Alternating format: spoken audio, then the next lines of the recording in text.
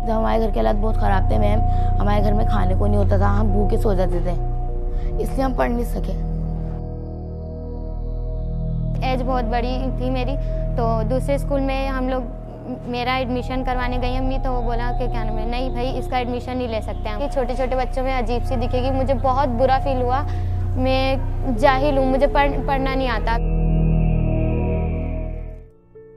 एक दिन मैं गाड़ी में बैठी हुई थी तो एक बच्चा भीख मांग रहा था, तो मैंने उसे पूछा कि तुम स्कूल क्यों नहीं जाते हो। तो वो कहने लगा कि इसलिए कि हमारे माँ बाप अफोर्ड नहीं कर सकते, तो वो कहते हैं कि कुछ पैसे लाओगे तो खाना पूरा होगा तुम्हारा।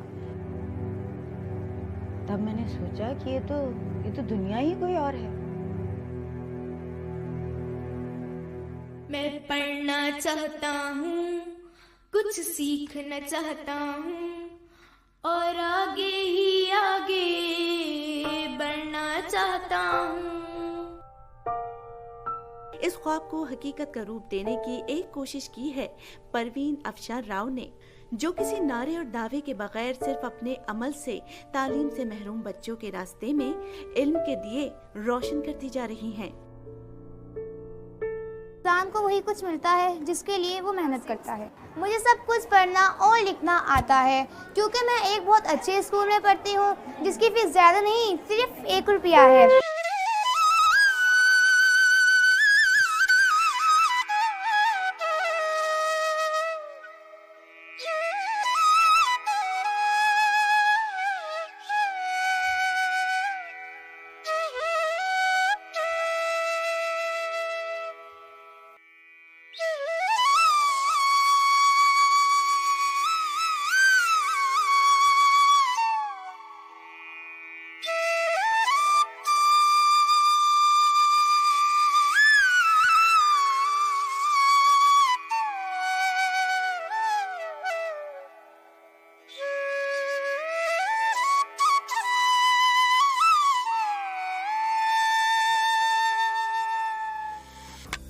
मैं डॉक्टर नहीं बन सका, मैं इंजीनियर नहीं बन सका तो क्या हुआ, आज मैं एक पढ़ा लिखा कारपेंटर तो बन गया।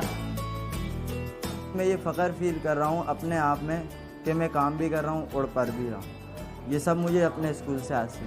अगर घर में कोई चीज़ ख़राब हो जाए, जैसे पंखा या बल्ब वगैरह, कोई बोर्ड वोर्ड, तो मैं उसे रिपेयर कर देता हूँ। अगर मुझे मोहल्ले से कोई बुला लेता है काम के लिए, अपने घर के काम के लिए, तो मैं वो काम कर देता हूँ।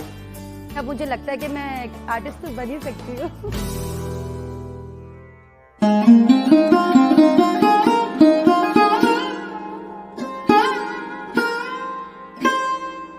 हमारे घर के हालात बहुत ख़राब थे मैम, हमारे घर में खाने को नहीं होता था, हम भूखे सो जाते थे, इसलिए हम पढ़ नहीं सके।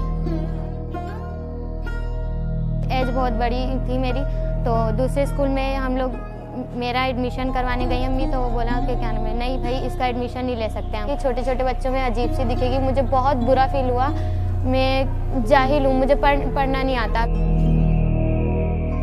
मुझे मालूम हुआ कि बड़ी उम्र के बच्चे भी आ रहे हैं, उन्हें कैसे पढ़ाना है। पहले तो हम छोटे बच्चों के साथ पढ़ाते रहे, लेकिन उनकी तादाद इतनी थी कि मैंने सोचा कि क्यों नहीं इन्हें ज़रा मैं अलग करके पढ़ाऊँ, क्योंकि फिर छोटे बच्चे उनका मजाक उड़ाते थे और वो खुद भी शर्माते थे। तो हमने उनके लिए एक अलग निज़ाम भी तरतीब देना शुरू कर दिया और उन्हें अलग क्लास में भी बिठाना शुरू कर दिया। इस तरह इलाके के जितने बड़ी उम्र के बच्चे थे उन्हें दाखिल भी किया और उन्हें पढ़ाया भी।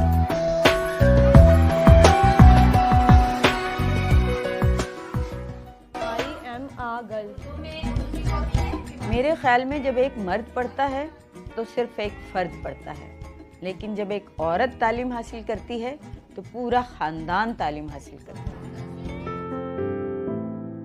हमने कम्युनिटी एजुकेशन के लिए एक ख़ास तरीक़ाकार बना दिया, और वो ये कि जब आपको हमने पढ़ाया तो बेटा आपका फ़र्ज़ है कि आप भी किसी एक को पढ़ाएं।